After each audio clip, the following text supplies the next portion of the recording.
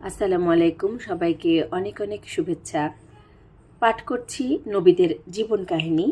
যে গ্রন্থটি থেকে আমি পাঠ করছি তা লিখেছেন মোহাম্মদ আসাদুল্লাহ আল গালিব। আজকে আমরা পাঠ করব হজরত নূহ আলাইহিসসালামের ঘটনাবলী।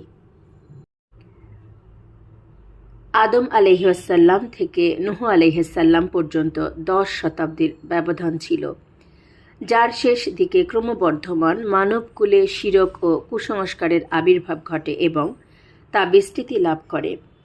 ফলে তাদের সংশোধনের জন্য আল্লাহ নূহ আলাইহিসসালামকে নবী ও রাসূল করে পাঠান।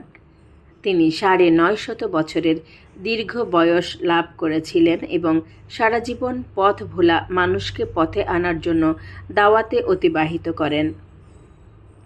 কিন্তু তার কওম তাকে প্রত্যাখ্যান করে, ফলে আল্লাহর গজবে তারা নিশ্চিহ্ন হয়ে যায়। এরপর আরও কয়েকটি কওম আল্লাহর অবাধ্যতার কারণে পরপর ধ্বংস হয়। এভাবে পৃথিবীতে আদি যুগে ধ্বংসপ্রাপ্ত 6টি জাতির ঘটনা কুরআনের বিভিন্ন স্থানে বর্ণিত হয়েছে এবং কুরআনের মাধ্যমেই জগৎবাসী তাদের খবর জানতে পেরেছে, যাতে মুসলিম উম্মাহ ও পৃথিবীবাসী তা থেকে শিক্ষা লাভ করেন।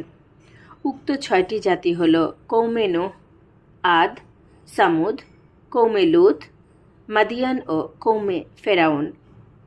অবশ্য কুরআনে এ তালিকায় কওমে ইব্রাহিমের কথাও এসেছে। সূরা তাওবা আয়াত 70। যদিও তারা একত্রে ধ্বংস হয়নি, তবে ইব্রাহিম আলাইহিসসালামের ভাতিজা লূত এর কওম একত্রে ধ্বংস ও নিশ্চিহ্ন হয়েছিল। আমরা এখানে প্রথমে নূহ আলাইহিস সালাম ও তার কওম সম্পর্কে আলোচনা করব। নূহ আলাইহিস সালাম এর পরিচয়।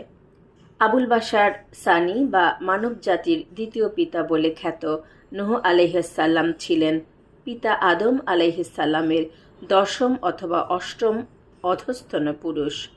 তিনি ছিলেন দুনিয়াতে প্রথম রাসূল। নূহ আলাইহিস সালামের 4টি পুত্র ছিল: সাম, হাম, ইয়াফিস ও ইয়াম অথবা কেনআন। প্রথম 3 জন ঈমান আনেন, কিন্তু শেষোক্ত জন কাফের হয়ে প্লাবনে ডুবে মারা যায়। নূহ আলাইহিস সালামের দাওয়াতে তার কওমের হাতে গোনা